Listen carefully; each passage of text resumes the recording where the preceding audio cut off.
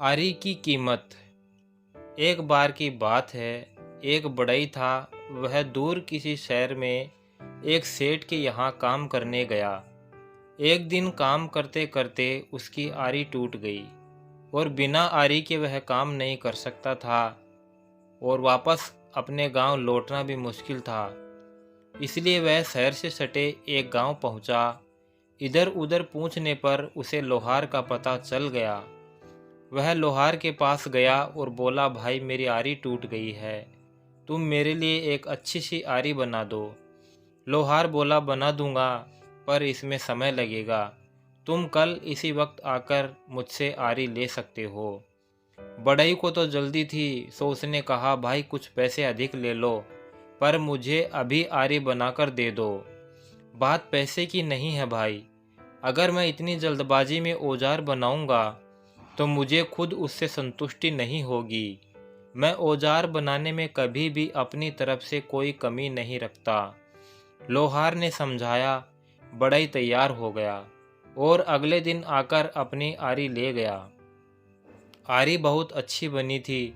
बढ़ई पहले की अपेक्षा आसानी से और पहले से बेहतर काम कर पा रहा था। बढ़ई ने खुशी से ये बात अपने सेठ को भी बताई और लोहार की खूब प्रशंसा की। सेठ ने भी आरी को खूब करीब से देखा। इसके कितने पैसे लिए उस लोहार ने? सेठ ने बढ़ई से पूछा। 10 रुपए। सेठ ने मन ही मन सोचा कि शहर में इतनी अच्छी आरी के तो कोई भी 30 रुपए देने को तैयार हो जाएगा। क्यों न उस लोहार से ऐसी दर्जनों आरियां बनवा कर शहर में बेचा जाए।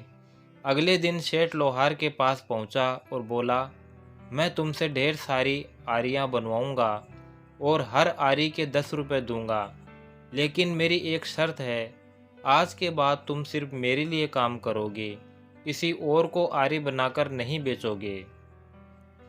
मैं आपकी शर्त नहीं मान सकता, लोहार बोला।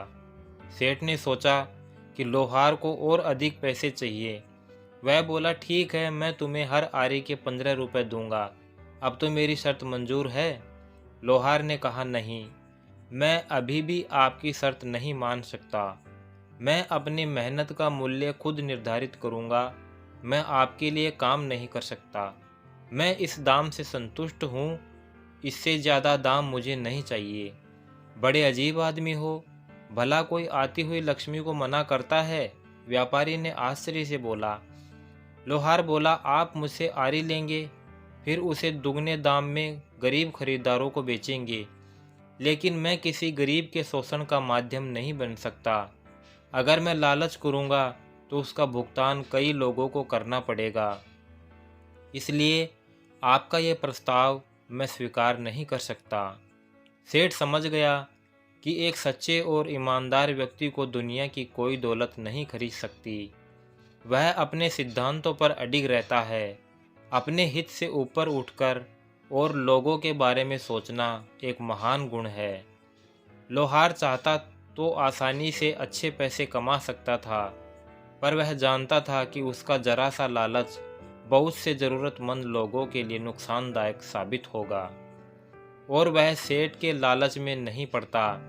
दोस्तों, अगर ध्यान से देखा जाए तो लोहार की तरह ही हम में से अधिकतर लोग जानते हैं कि कब हमारे स्वार्थ की वजह से बाकी लोगों को नुकसान होता है, पर ये जानते हुए भी हम अपने फ़ायदे के लिए काम करते हैं।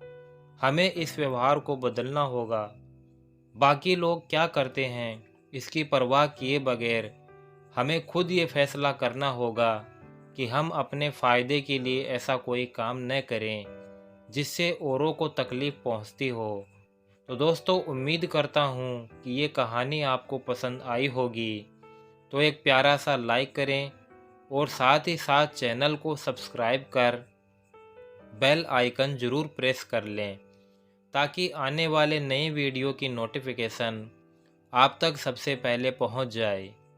वीडियो को अंत तक देखने के लिए आपका दिल से बहुत बहुत धन्यवाद। जय श्री श्याम।